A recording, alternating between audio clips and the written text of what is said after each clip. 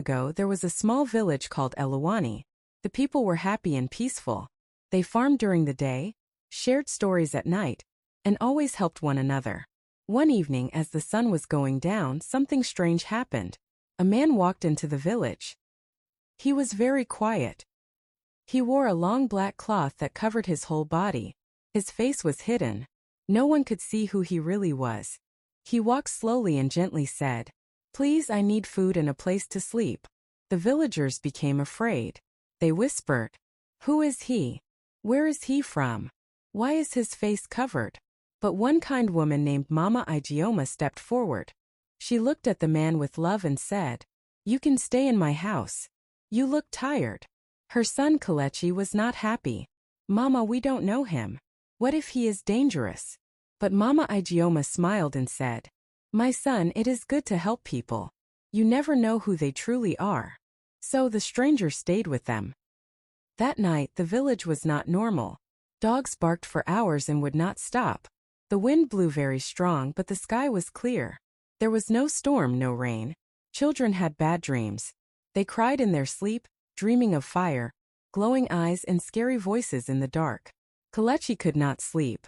He felt something was wrong. He got up to drink water and looked outside the window. And then he saw something strange. The stranger was walking outside. But his feet were not touching the ground. He was floating above the sand.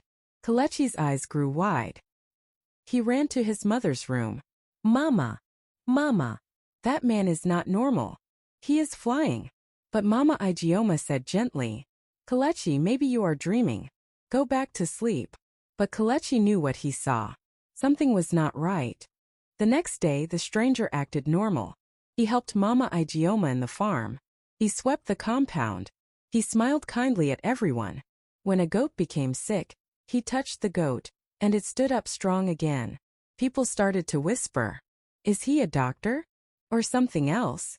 Later that evening, a little girl named Ada followed the stranger quietly. He went into the forest. Ada hid behind a tree and watched. The stranger went near a small river. He knelt down and started speaking in a strange language, words she could not understand. Suddenly, his body started to change. His skin became shiny like silver. His eyes glowed bright white like two small suns. His black cloth floated around him, even though there was no wind. Ada was very scared.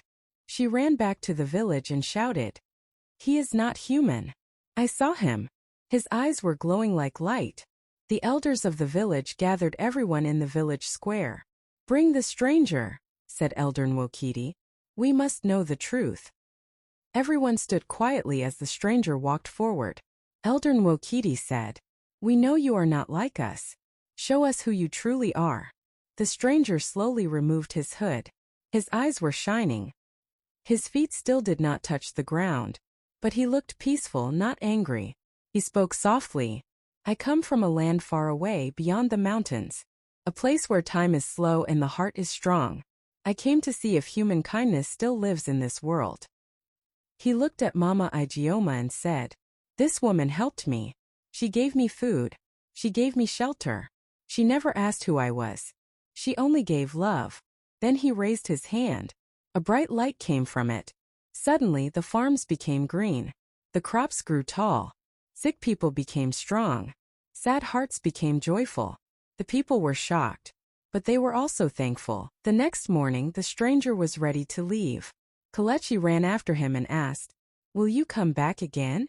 The stranger smiled and said, "You will not see me again. But because your mother was kind, your life will be full of blessings." Then, right before Kalechi's eyes, the stranger turned into a light and disappeared.